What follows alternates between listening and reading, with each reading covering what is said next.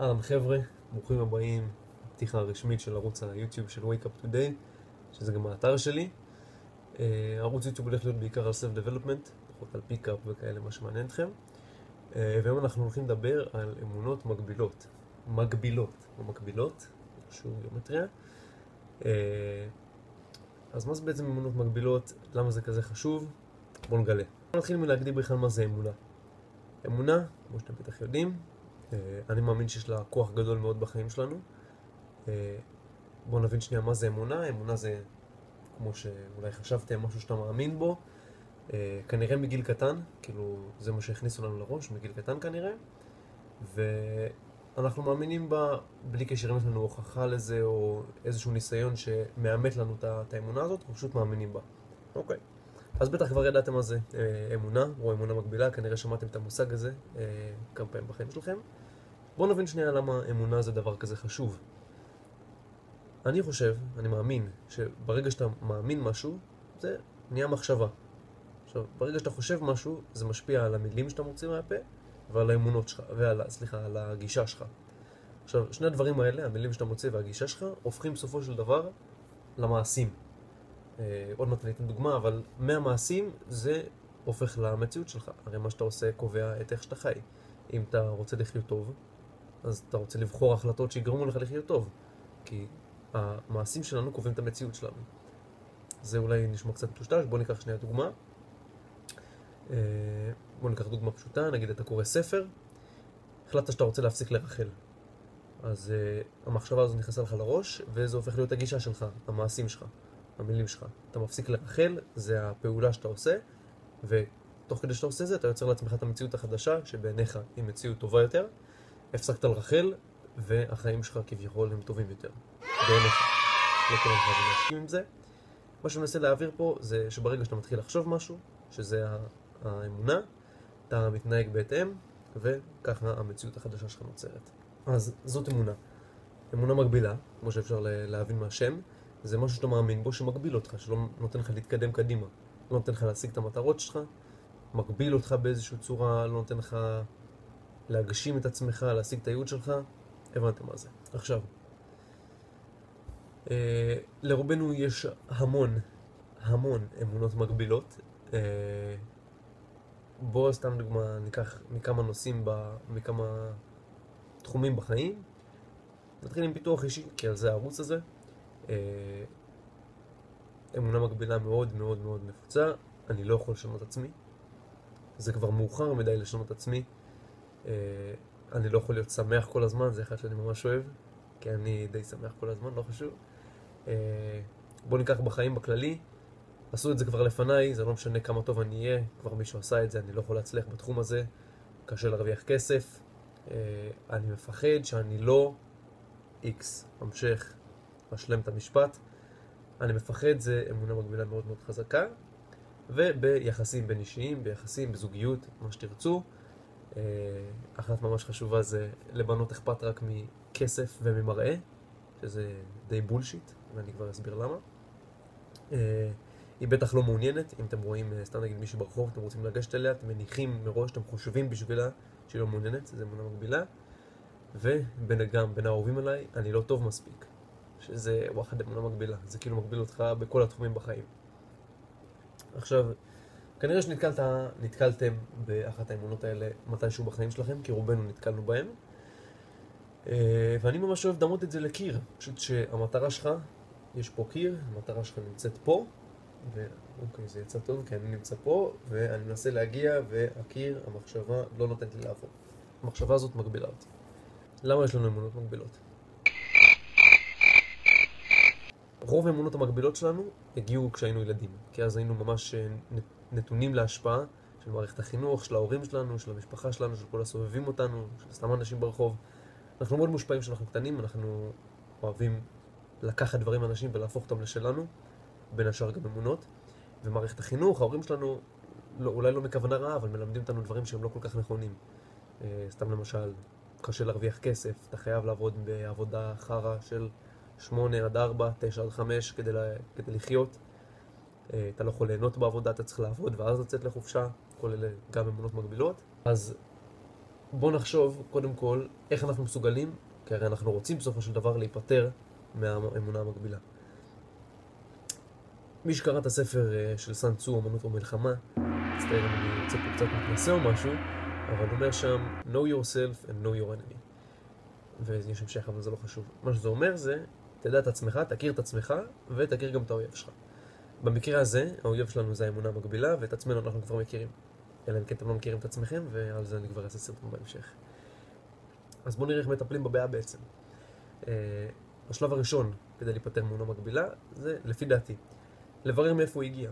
לנסות להיזכר מתי פעם ראשונה בחיים שלכם חשבתם את האמונה הזאת.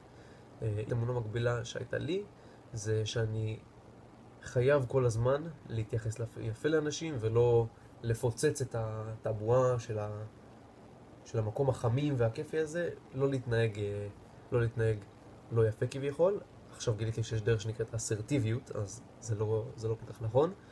וראיתי את זה ממש שהייתי קטן, שאמרו לי כל הזמן, אתה צריך להתנהג יפה, אתה צריך לעשות ככה, אתה צריך לעשות ככה. מאוד הכתיבו לי דרך כזאת, שלא נתנה לי לראות את התמונה הכללית יותר. שם אני גיליתי שהפרדיגמה הזאת באה אליי. פרדיגמה זה תבנית, למי שלא יודע. אז ברגע שזיהיתי מאיפה זה, לא חייב לעשות את זה, זה פשוט יותר נוח. תסבירו לעצמכם בהגיוניות למה זה לא נכון האמונה הזאת. מה שעשיתי אצלי למשל במקרה הזה, הסברתי לעצמי שוואלה, לא תמיד חייב להיות נחמד.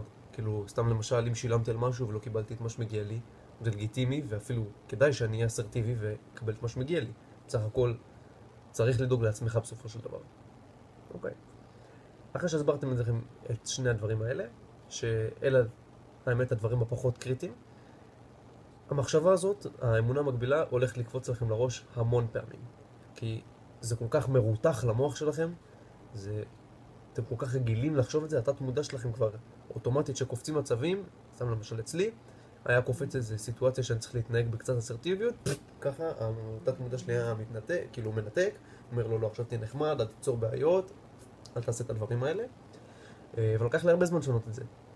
אבל הדרך ששיניתי את זה, זה כל פעם שמחשבה כזאת באה לכם לראש, אתם חותכים אותה ואומרים משהו טוב, או שאתם רוצים לשפר, ברגע ההווה.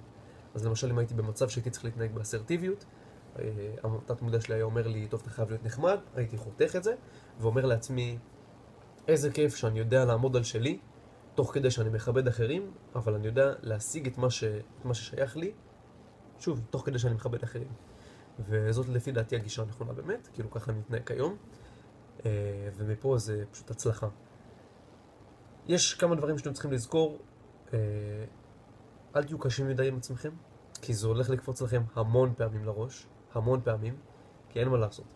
ככה זה כל כך בתוך המוח שלכם, ככה חינכו אתכם, זה כמו שמכוות לכם למוח, אתם רגילים לחשוב ככה, בגלל זה אני אומר, אל תתרגשו אם זה קורה, כי זה יקרה, ברור לכם שזה יקרה, גם עכשיו אתם חושבים ככה. בואו נענה רגע על השאלות שהבטחתי באתר, במאמר, מי שקרא אותו, מוזמנים לקפוץ ל-Wake Up Today, אני אשאיר לינק בדסקריפשן למטה. יהיה על זה סרטון נפרד, אבל סתם כדי שיהיה לכם טעימה מזה, בואו ניקח מכל תחום בחיים אמונה מקבילה אחת, ונראה למה היא לא נכונה. אוקיי, מה-Self-Development בואו ניקח, אני לא יכול להיות מאושר כל הזמן, הולך להיות לי עוד הרבה סרטונים על אושר, אבל אפשר להיות מאושר כל הזמן, זה הכל תלוי. אתה צריכים בעצם להבין שהאושר כבר נמצא פה. אנשים חושבים שאם הם יגיעו לאיזשהו מקום, הם יהיו מאושרים, זה לא באמת ככה, אנחנו נסביר על זה, אז זה התשובה לזה.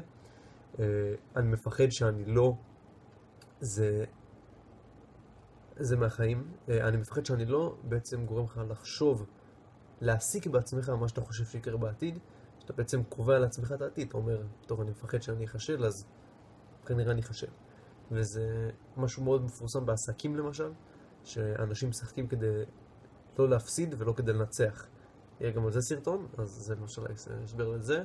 ובמערכות יחסים, לבנות אכפת רק ממראה וכסף, הולך להיות לזה גם עוד סרטון שלם לכל אחד מהם, אבל זה גם לא נכון. אנשים בעיקרון שמתנהגים כמו אנשים עם כסף ומראה, מצליחים עם בנות. סתם למשל, אנשים עם כסף כנראה מתעסקים עם הרבה דברים בחיים שלהם שהם יודעים להתנהל איתם, הם לא לוקחים חרא מאף אחד, הם יודעים מאוד את הדרך שלהם, לפי דעתי בנות אוהבות את זה, ומראה אנשים שהם נראים טוב כביכול, מרגישים שיש להם את הזכות, במרכאות, לגשת לבנות ולהצליח איתם, שזה גם גורם להם להצליח איתם בסופו של דבר. אז זה התשובות לזה. אם לא היית מסופק מהתשובות האלה, תחזרו לסרטונים הבאים. כדי לסכם את הסרטון הזה, אני רוצה באמת להגיד שאתם יכולים לעשות הכל. הדבר היחיד שמגביל אתכם זה עצמכם, זה המוח שלכם, זה האמונות המגבילות שלכם. אתם יכולים לעשות הכל. אני רוצה שתכניסו את זה לראש שלכם, זה אמונה מקדמת. תכניסו את זה אליכם. תשמידו אמונות כמו אני לא טוב מספיק, בנות רוצות ככה, אל תחשבו בשביל אחרים. זהו, אני אסביר קצת מה הולך להיות בערוץ. קודם אני אשאיר אתכם עם ציטוט שמאוד מאוד אהבתי. בין אם אתה חושב שאתה יכול, ובין אם אתה חושב שאתה לא יכול, אתה צודק. אז מה זה אומר? שאם אתה חושב שאתה יכול, זה אמונה מקדמת, אתה תצליח, כנראה. אם אתה חושב שאתה לא יכול, זה אמונה מגבילה, והיא תגביל אותך, ואתה לא תצליח. אז בואו נדבר שנייה קצת על הערוץ. הערוץ הוא, כמו שאתם יודעים, של האתר שהקמתי. בינתיים בלי לתת רווח, בעתיד אולי אני אעשה משהו. כרגע זה נטו לתת לכם ערך, חברים. האתר הוא באנגלית, כי ככה עשיתי אותו, וככה אני רוצה לכתוב באנגלית.